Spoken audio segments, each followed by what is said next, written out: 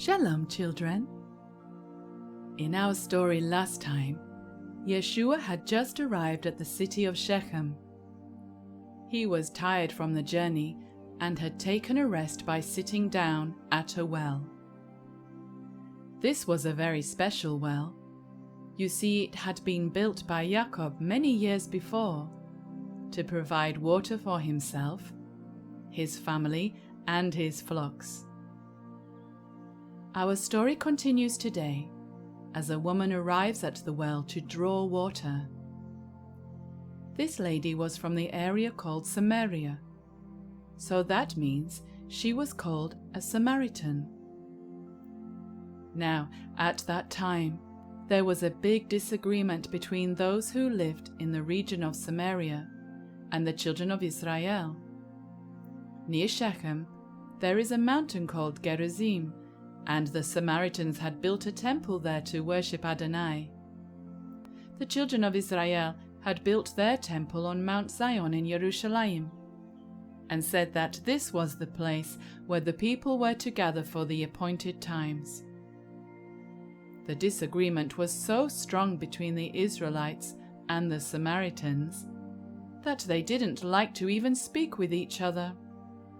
What a very sad situation. Yeshua said to the woman, "Give me a drink."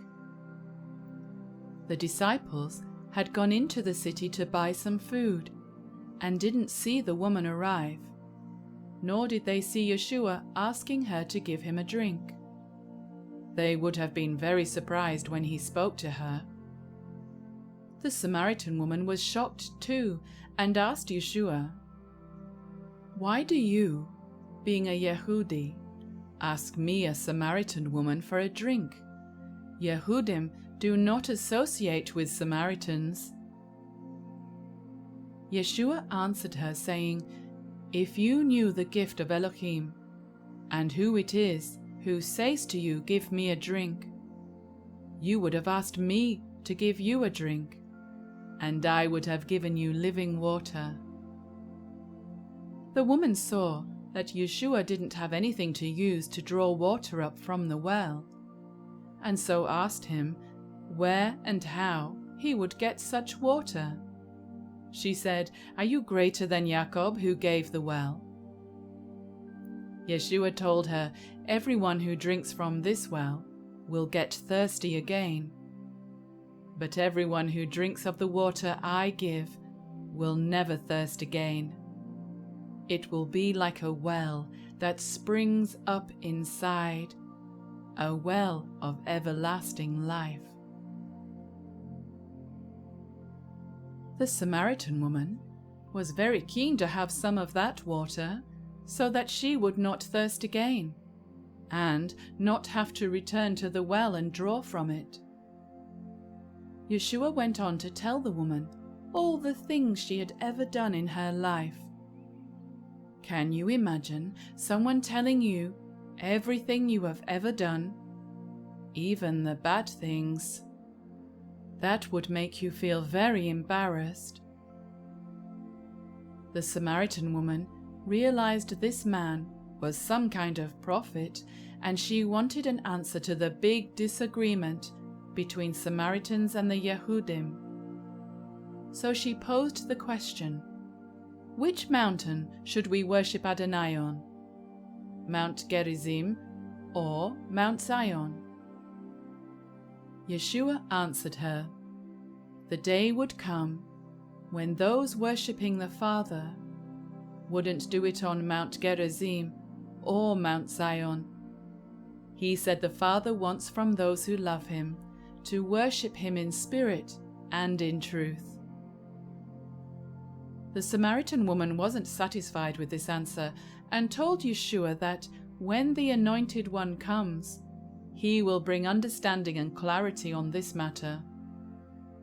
Yeshua said, "I am he." At this, the woman left her water pots and went to her village, telling the people that she had spoken to a man at the well of Jacob, and how he had told her all about her life.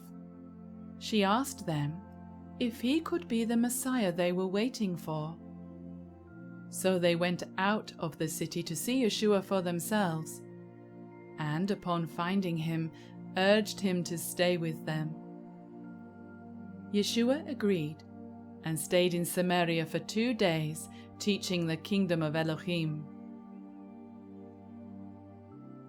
The people said to the woman, "Now we believe, not because of what you said, for we ourselves have heard him. And we know that this is indeed the Messiah, the Redeemer of the world." What a revelation the people of Shechem had after 2 days of listening to the word being spoken by Yeshua.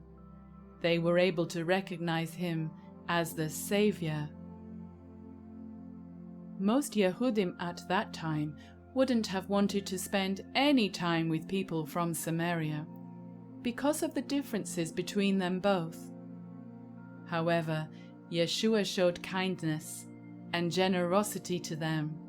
He gave them the opportunity to hear him and believe.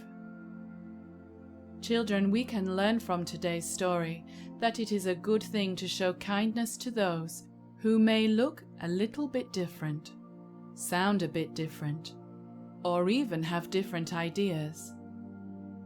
It is easy to be kind to our friends and family, but not so much to those that we don't think deserve our time. I'm reminded of the verse, "A soft answer turns away wrath." A kind and gentle word helps soften hearts and make new friends. Will it be you who brings that gift to them?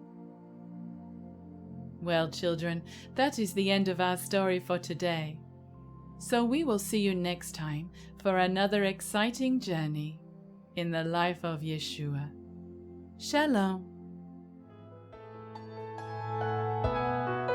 You give